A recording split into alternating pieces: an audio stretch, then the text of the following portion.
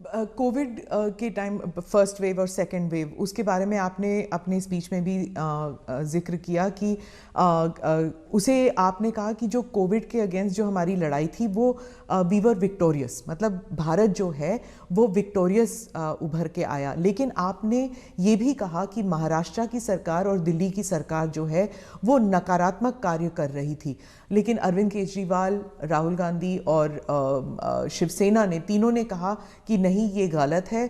Covid की लड़ाई में जो नाकामयाबी सरकार की थी, सेंट्रल गवर्नमेंट की थी, वो हम पे लादा जा रहा है।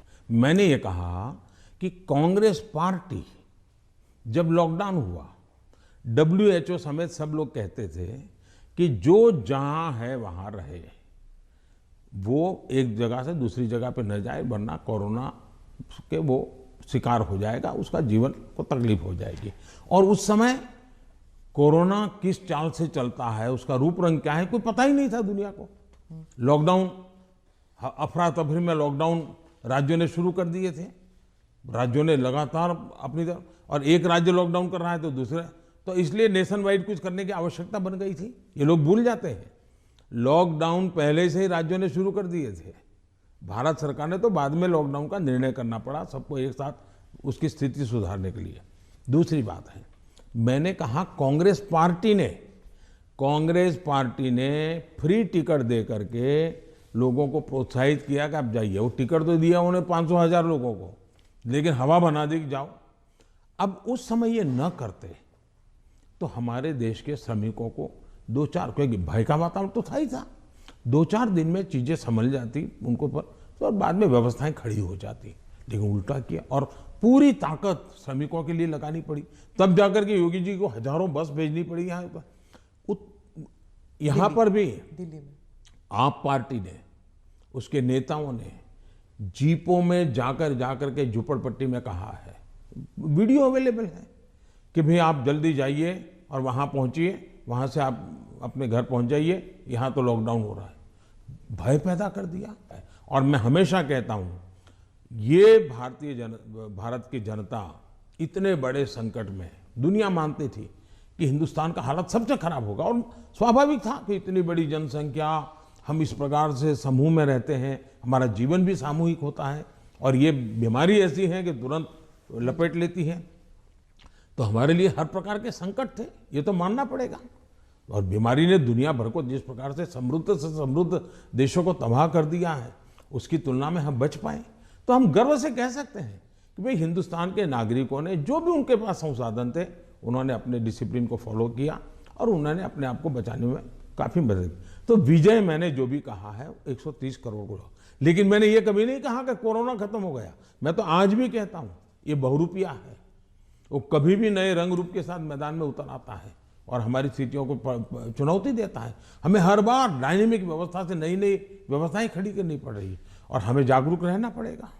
प्रधानमंत्री जी, चुनाव 5 राज्यों में है। अब पंजाब की बात करती हूँ, तो आपको क्या लगता है कि बीजेपी ने जो अपना एलाई खोया है पंजाब में, उसकी वजह से मतलब तीसरी पार्टी आ रही है शायद पंजाब में पहली बार, पर बीजेपी कभी अपना रूट्स बना नहीं सकी उस राज्य में। क्या आप इसको एक राजनीतिक विफलता मानते हैं? मैं समझता हूं कि मेरी पार्टी के जो वरिष्ठ नेताओं ने उस समय जो नीतियां बनाई, जो रणनीतियां बनाई, वो उस समय के लिए बहुत अनिवार्य थी, और उसके कारण पंजाब की एकता, पंजाब के अंदर फिर से एक बार शांति का माहौल बने, पंजाब खून खराबे से बाहर निकले। और मैं मानता हूं कि भारतीय जनता पार्टी ने अपने राजनीतिक स्वार्थ के बजाय पंजाब का हित सुप्रीम माना, और उसने राजनीतिक जो भी कॉम्प्रोमाइज करने की आवश्यकता थी किया, वो बहुत जरूरी था, इसलिए किया। हम पंजाब को खून खराबे से बाहर निकालना चाहते थे, हम पंजाब को शांति देना चाहते थे, और उसके लिए अगर बीजेपी का नुकसान होता है तो होने देंगे, ये हमने होने दिया। बीजेपी तब भी पनप सकती थी, लेकिन हमारे लिए जरूरी था कि हम उस रास्ते पर चले जिसके कारण हम यहाँ पर सुख शांति का माहौल बनाने में हम बहुत बड़ा पॉजिटिव योगदान दे सके, और वो हमने किया, और पंजाब को बाहर निकालने में उस संकट से बाहर आए।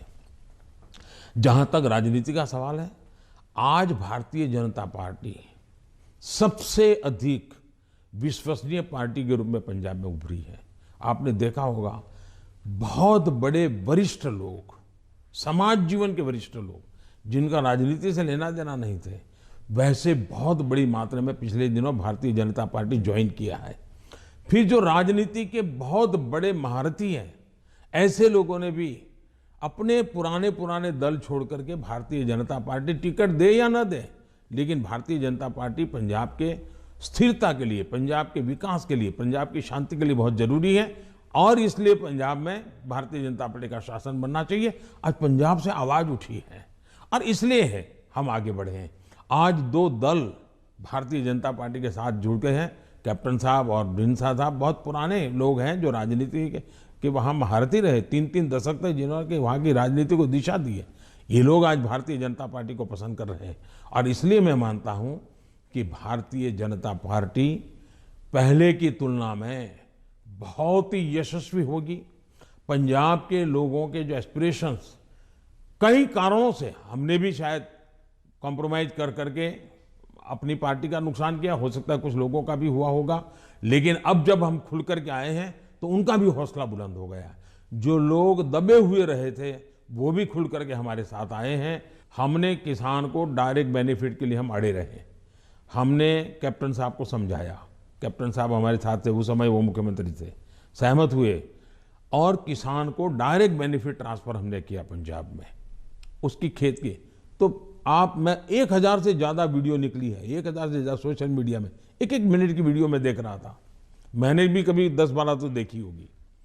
किसान कह रहा है कि मेरा खेत तो उतना ही है, मेरी फसल वही है जो मेरे 20-25-30 साल से हम कर रहे हैं, पैदावार भी उतनी है, लेकिन मेरे घर में इतने रुपये पहले कभी नहीं आए जितने मोदी जी की सरकार ने डायरेक्ट बेनिफिट ट्रांसफर का निर्णय किया और किसान को जो माल है उसका पैसा सीधा बैंक में खाते में उसके जाएगा। तो सारे बिचौलिए गए, कट जो होता था वो गया और मुझे मेरा पूरा पैसा मिला। ये छोटा किसान आज भारतीय जनता पार्टी का जय जयकार कर रहा है।